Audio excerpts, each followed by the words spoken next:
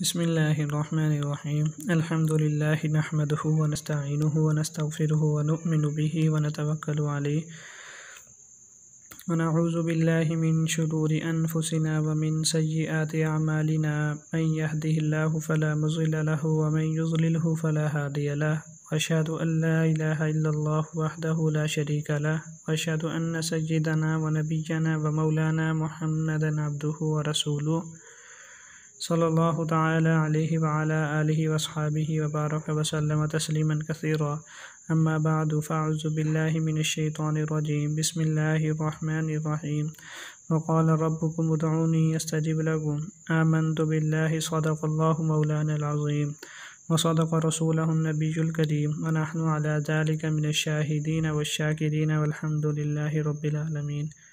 السلام علیکم ورحمۃ اللہ وبرکاتہ۔ بزرگان محترم و برادران عزیز، پچھلے چند دنوں میں حضور صلی اللہ علیہ وسلم کی مسنون دعائیں، وضو کی دعائیں کا بیان چل رہا تھا۔ آج جو بیان کرنا چاہتا ہوں وہ کھانا کھانا اور اس کے بعد کی دعا۔ جو دعا حضور اقدس صلی اللہ علیہ وسلم نے کھانا کھاتے وقت تلقین فرمائی ہے وہ یہ ہے: بسم اللہ وعلی برکت اللہ تعالی۔ یہ وہی بسم اللہ ہے جس کا فلسفہ میں پہلے عرض کر چکا ہوں کہ ہر کام کو شروع کرنے سے پہلے اللہ تعالیٰ کا نام لینا یہ در حقیقت بندے کی طرف سے اس بات کا اعتراف ہے کہ اللہ، یہ جو کچھ میں کھانا شروع کرنے والا ہوں یہ سب آپ کی عطا ہے اور آپ کا انعام و احسان ہے، اور اب میں آپ ہی کے نام سے اس کو کھانا شروع کرتا ہوں۔ حدیث شریف میں آتا ہے کہ اگر کوئی شخص کھانے کے شروع میں بسم اللہ پڑھنا بھول جائے تو کھانے کے دوران جس وقت یاد آ جائے اس وقت یہ دعا کر لے: بسم اللہ اولہ و آخرہ، یعنی میں اللہ کے نام کے ساتھ کھا رہا ہوں، اول میں بھی اللہ کا نام اور آخر میں بھی اللہ کا نام۔ اس لیے یہ مت سوچو کہ اگر شروع میں بسم اللہ پڑھنا بھول گئے تو بات ختم ہو گئی اور موقع ہاتھ سے نکل گیا، نہیں، بلکہ جب یاد آ جائے تو اس وقت اللہ تعالیٰ کا نام لے لو۔ ایک مسلمان کے کھانے اور کافر کے کھانے میں یہی فرق ہے۔ اللہ کی بندگی کا احساس رکھنے والے کے کھانے میں اور ایک غافل انسان کے کھانے میں یہی فرق ہے۔ کھانا مسلمان بھی کھاتا ہے اور کافر بھی کھاتا ہے، لیکن وہ کافر غفلت کے عالم میں کھاتا ہے، وہ اپنے پروردگار کو بھولے ہوئے ہے، صرف کھانے کی لذت حاصل کرنا اور اپنی بھوک مٹانا اس کے پیش نظر ہے۔ اس لیے وہ کھانا ایک دنیاوی کام ہو کر رہ گیا، لیکن ایک مسلمان اور اللہ جل جلالہ کی یاد رکھنے والا انسان جب کھانا کھاتا ہے تو چونکہ وہ کھانے کا عمل اللہ تعالیٰ کی یاد میں بسا ہوا ہے، اس لیے وہ کھانا بھی اس کے لیے عبادت بن جاتا ہے۔ جب کھانے سے فارغ ہو گئے تو اس موقع پر نبی کریم صلی اللہ علیہ وسلم نے یہ دعا فرمائی: الحمدللہ الذی اطعمنا وسقانا وکفانا وآوانا واروانا وجعلنا من المسلمین، یعنی تمام تعریفیں اس اللہ کے لیے ہیں جس نے ہمیں کھلایا۔ جس وقت کھانا سامنے آیا تھا اس وقت یہ دعا کی تھی کہ شکر ہے اللہ جس نے ہمیں یہ رزق دیا، اور یہاں یہ دعا کی جا رہی ہے کہ شکر ہے اس اللہ کا جس نے ہمیں کھلایا۔ اس سے معلوم ہوا کہ یہ دونوں نعمتیں علیحدہ ہیں، رزق دینے الگ نعمت ہے اور کھلانا الگ نعمت ہے۔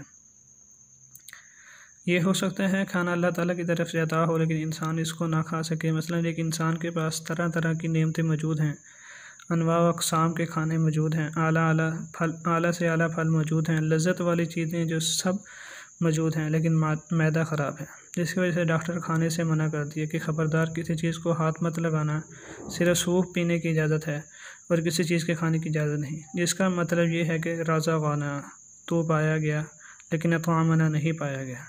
رزق تو حاصل ہے لیکن کھانے کی توفیق حاصل نہیں ہوئی۔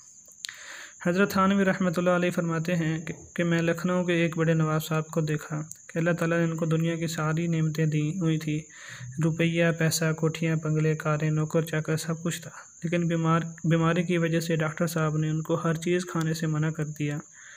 صرف اس چیز کی اجازت تھی کہ ایک پاؤ قیمہ لے کر اس کو پکائیں، پھر اس قیمے کو مل کے کپڑے میں چھان لیں، اس قیمے کا جوس آپ پی سکتے ہیں، اس کے علاوہ کسی چیز کے کھانے کی اجازت نہیں۔ اس کا مطلب یہ ہے کہ رزقنا تو پایا گیا لیکن اطعمنا نہیں پایا گیا۔ بہرحال اگر اللہ تعالیٰ نے رزق بھی دیا ہے اور اس کے ساتھ ساتھ اس رزق کو کھانے کی بھی توفیق دی ہے اور صحت بھی دی ہے، تو اس کا مطلب یہ ہے کہ یہ دو نعمتیں مستقل نعمتیں ہیں۔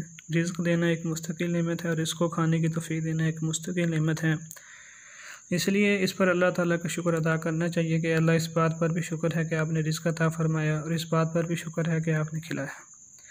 اگر شاہ فرمایا وسقانا، اے اللہ آپ کا شکر ہے کہ آپ نے ہمیں پلایا۔ اگر کھانے کے لیے کھانا موجود ہوتا لیکن پینے کے لیے پانی نہ ہوتا تو وہ کھانا عذاب بن جاتا ہے، اس لیے اے اللہ آپ کا شکر ہے آپ نے کھانا بھی دیا اور پینے کو بھی دیا۔ تیسرا جملہ عجیب ارشاد فرمایا وکفانا، اے اللہ آپ کا شکر ہے آپ نے اس کھانے کو ہمارے لیے کافی بنا دیا۔ اردو میں کافی بنا دینے کا مطلب اتنا جامع نہیں، عربی زبان میں کافی بنا دینے کا مطلب بہت وسیع ہے۔ ایک مطلب تو یہ ہے کھانا اتنا تھا کہ ہمارے لیے کافی ہو گیا اور اس کے ذریعے ہماری بھوک مٹ گئی۔ دوسرا مطلب یہ ہے کہ اس کے کھانے سے ہمیں کوئی پریشانی لاحق نہیں ہوئی۔ اگر بالفرض کھانا تو وہ وافر مقدار میں مل جاتا، لیکن کھانے کے دوران کوئی بری خبر آ جاتی، مثلا کسی عزیز یا دوست کے انتقال کی خبر آ جاتی، تو اس کا نتیجہ یہ ہوتا کھانے کی ساری حلاوت ختم ہو جاتی اور اس کی وجہ سے وہ کھانا کافی نہ ہوتا۔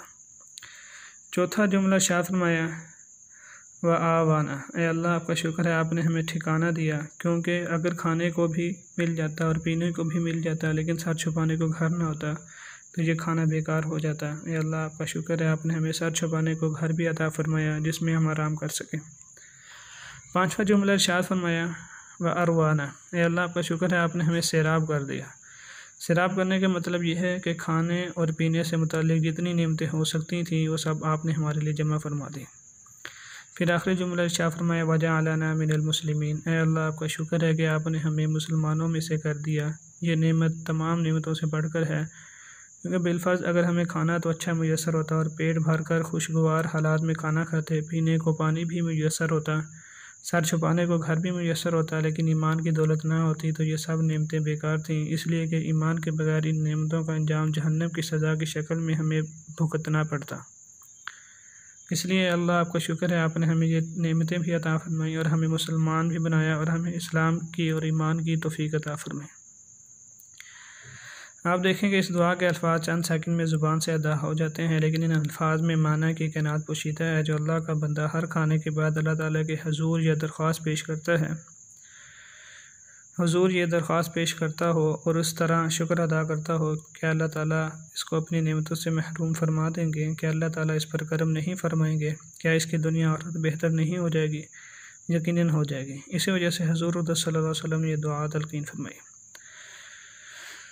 یہ مختصر سی دعا اگر مسلمان اس کے پڑھنے کا اہتمام کر لے اور ذرا دھیان کر کے پڑھے کہ یہ نعمتیں اللہ تعالیٰ کی عطا ہیں، ان کی دی ہوئی ہیں اور اللہ تعالیٰ ان میں میرے لیے برکت عطا فرمائی ہے، اور یہ سوچ کر دعا کرے گا تو اس کا رواں اللہ تعالیٰ کا شکر گزار ہوگا، اور شکر کرنے پر اللہ تعالیٰ کا وعدہ ہے لَإِن شَكَرْتُمْ لَأَزِيدَنَّكُمْ، اگر تم شکر کرو گے تو میں ضرور تمہیں اور زیادہ دوں گا۔ اللہ تعالیٰ اپنے فضل و کرم سے ہم سب کو حضور اقدس صلی اللہ علیہ وسلم کی اس تعلیم پر اور تمام تعلیمات پر عمل کرنے کی توفیق عطا فرمائے، آمین۔ وآخر دعوانا ان الحمد للہ رب العالمین۔ جزاک اللہ۔